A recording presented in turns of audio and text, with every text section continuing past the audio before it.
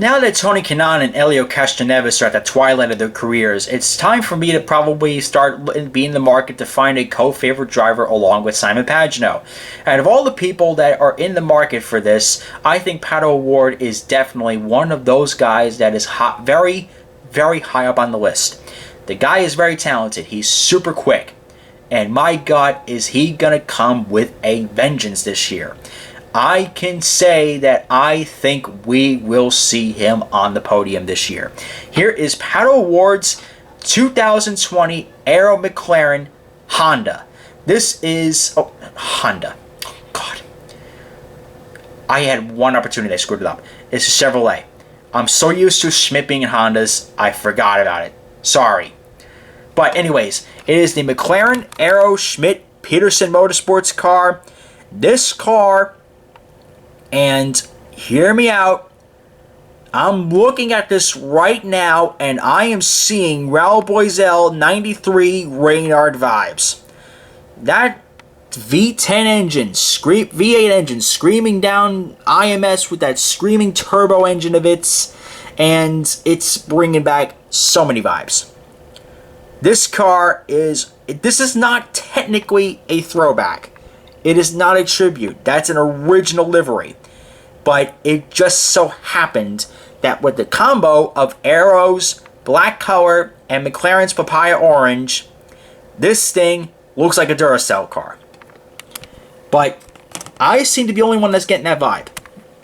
I asked David, I asked my other friends, they all think I'm crazy. But you should see where I'm coming from here. This is a beautiful car, and thank you, Pato. You just reminded me how old I am. I'm 6 years older than you, pal. I'm 6 years older than you, and yet you're driving. Where did I go wrong with my life? I'm sitting here reviewing this car. But anyways, he's gonna be one of my favorites. He's gonna be one of those guys where I'm gonna be wearing a Pagenaud shirt and maybe an O'Ward hat in the future, if that all goes well. But hopefully, we will see this guy on the podium and be possibly winning some races. Let's take this thing out and begin the review of this sucker. So now that this car is out of its box, see all about the card here. All these cars come with a card. They just describe you to you get these signed. You know, it describes all the facts. You can do whatever with these. Some of my buddies get these signed. I mean, these come in handy if you take your cars out. If you want to go, I get something signed.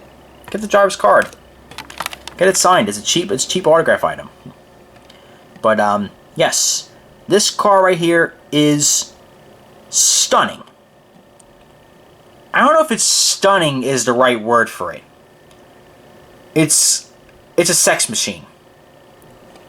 It's a beautiful car. In fact,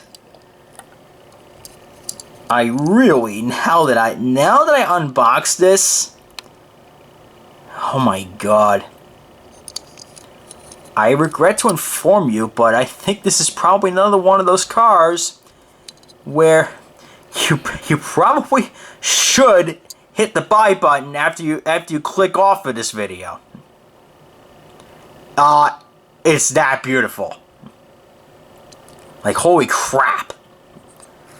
Like, I didn't think much of it when I saw on the prototypes, except for the old retro vibes I got out of it. Holy crap, is it beautiful. I mean, you get the Aero vibe out of the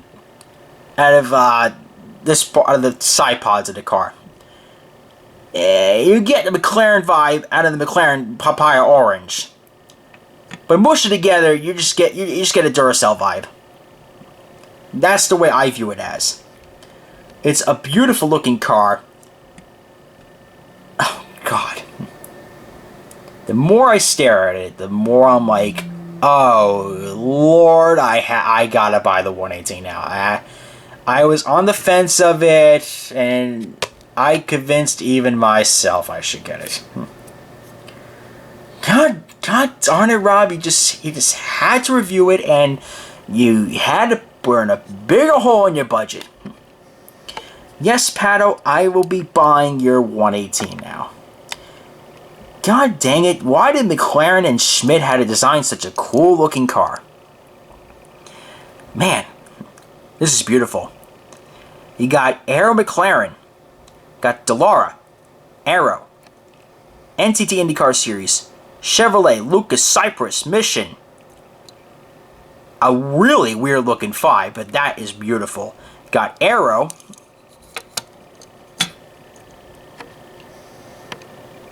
Whatever sponsor that is.